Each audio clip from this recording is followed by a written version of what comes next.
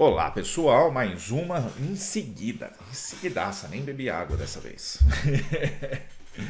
Mas então, aqui eu só queria tratar rapidamente sobre essas questões de autoridade, de hierarquia. Bem, sinceramente, não acho. Eu acho que eu vou tratar até de um outro tema. São três temas então que eu vou tratar agora. Três assuntos. Se trabalhar valores é papel da escola, porque eu trouxe esse, eu levantei a bola em outro, só que eu não sei se eu cortei corretamente, se a bola está em jogo, se fez ponto, ou algo assim. Então, trabalhar valores faz parte da educação e eu vou tentar ser bem simples nesse ponto, porque eu acho que é bem simples se nós levarmos em consideração a Lei de Diretrizes e Bases, LDB, e a BNCC, né? A Base Nacional Curricular. Então, eu acho que isso daí, e até mesmo as diretrizes de Campinas, que é onde eu dou aula. Então, eu acho que é bem simples de resolver. A questão da autoridade e da hierarquia eu falo depois, logo em seguida. Então, essa questão é papel da escola trabalhar valores? Como eu falei em um vídeo anterior, se eu não me engano, quando eu estava falando da disciplina e finalidade, ou da segunda vez, que é a disciplina como manutenção da estrutura social, desculpa. Isso está na LDB, isso está na BNCC, isso está nas diretrizes de Campinas. Então, né? Nós temos que lembrar que os valores fazem parte de uma cultura, porque são conhecimentos construídos por grupos.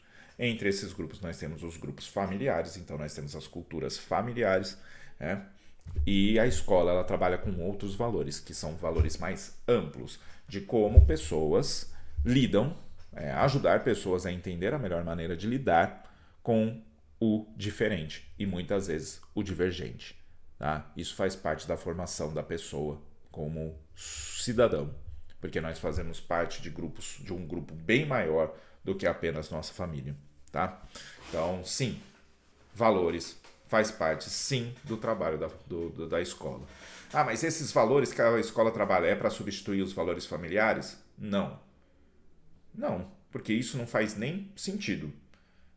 A pessoa, quando ela aprende diversas coisas, entende diversos tipos de cultura, ou seja, entra em contato com a diversidade cultural, ela, como sujeito, vai desenvolver seus próprios conhecimentos a partir também de suas experiências e vivências, que são diferentes das dos seus pais, das dos seus professores, das dos seus amigos.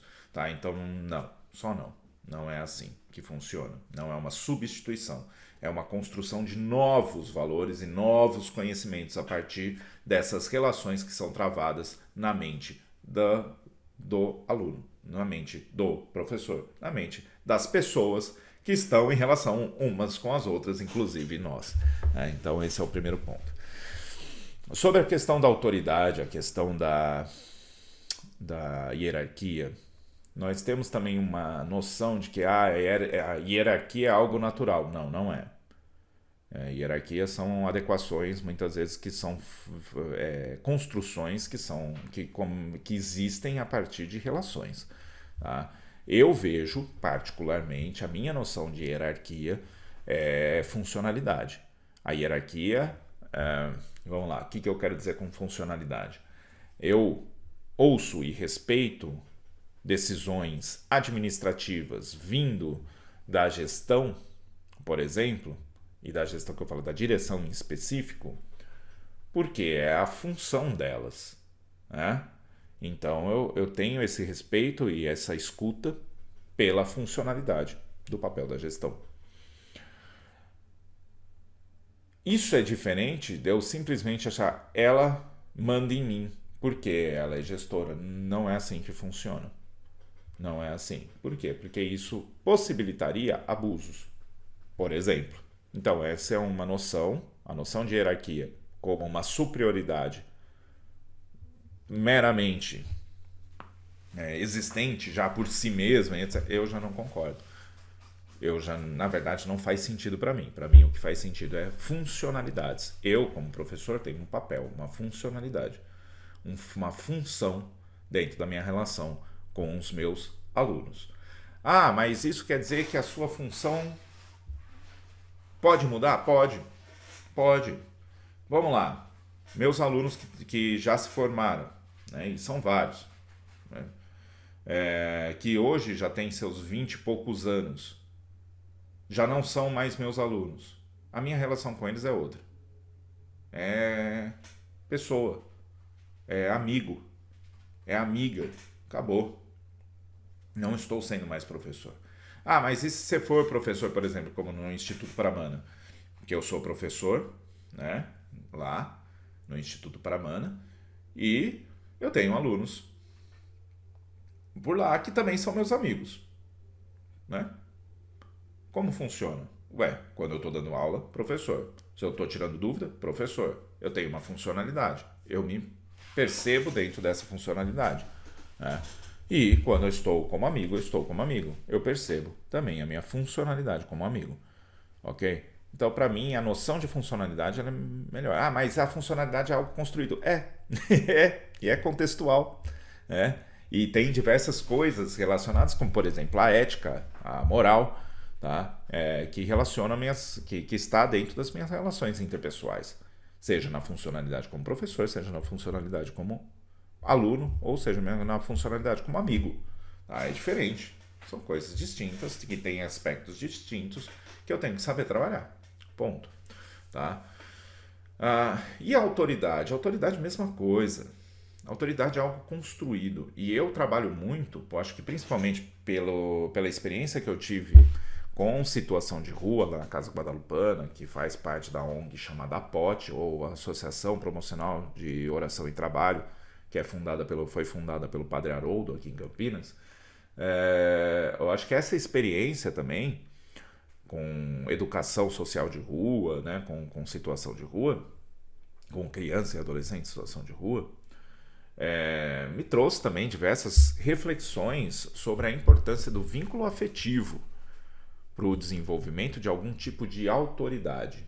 Mas daí a autoridade é aquele que manda? Não. A autoridade é só um referencial, uma pessoa que ela se torna um referencial para as mudanças de atitudes de outra pessoa. E aí que torna a importância da autoridade. A autoridade do professor. A autoridade do professor é quando ele se torna um referencial para o desenvolvimento de saberes do aluno, o que inclui seus valores sociais. Entende? Então é outra questão. Outra questão. E só um exemplo de uma situação prática que aconteceu. Uma vez eu estava num estudo do meio. Para quem não sabe, estudo do meio é quando os professores saem com os alunos para ir em algum lugar fora da escola. Isso é chamado de estudo do meio. Os alunos costumam chamar de passeio, né? Mas é estudo do meio. Teve um estudo do meio que eu fiz, né, junto com outros professores para a Bienal. Em um dos ônibus estavam os alunos do ciclo 4, que é sétimo e oitavo ano, e eu dou aula para os sextos e sétimos anos. Naquela época principalmente naquela época, eu estava dando aula para sextos e sétimos anos. E lá estavam os alunos dos oitavos e nonos anos. E no meio da viagem, esses alunos, que não eram diretamente meus alunos, mas já tinham passado por mim, começaram a fazer muito barulho dentro do ônibus, na volta, né? Quando eu estava pegando aquele trânsito de São Paulo. E um dos professores que estavam lá começou a berrar com os alunos, dizendo que ele era autoridade, que eles precisavam obedecê-lo e ficarem quietos e não sei o que, não sei o que. E os alunos começaram a se irritar com ele, o que piorou a situação. Eu tive que me levantar, como eles não estavam me escutando, eu só fiquei de pé e levantei a mão lá no meio assim. Aí eles começaram a falar: o Max quer falar, o Max quer falar, o Max quer falar, e foram baixando para escutar. Aí eu disse: pessoal, nós estamos num ônibus, o trânsito lá fora está nervoso, está bem complicado. Esse barulho todo atrapalha a concentração do motorista, o que pode causar um acidente. Então, vamos cooperar, vamos tentar falar mais baixo. Ninguém está falando para vocês ficarem quietos, só falar mais baixo. Conversem, mas conversem mais baixo. Vamos diminuir um pouco a bagunça, principalmente agora, nesse momento da saída de São Paulo, tá? Porque senão nós podemos acabar nos envolvendo em algum acidente, e aí não seria legal. E aí eu terminei de falar e eles ficaram de boa, conversaram baixo, ficaram conversando de boa, papapá, diminuiu muito o barulho que estava sendo feito. E uma das meninas que estava bem pé da vida com o outro professor por conta do que ele falou de eu sou autoridade, etc, falou: então, ó, isso aí que é autoridade. É um pouco, assim, constrangedor para mim, né? Mas você deve ter se sentindo muito bem. Eu me senti muito bem deles terem me escutado. Esse é o ponto, tá? Mas é importante, eu trouxe isso mais para a importância da reflexão. Eles só me escutaram por causa de uma coisa chamada vínculo afetivo. Porque eles me viam como uma pessoa que está disposta a conversar com eles. Se não, eles não escutariam também. Não faria o menor sentido eles tentarem me escutar ou eles pararem para me escutar, porque eu estou tentando impor a minha autoridade simplesmente porque eu sou professor. Tá? Então, é isso. Essa reflexão para por aqui. Até mais.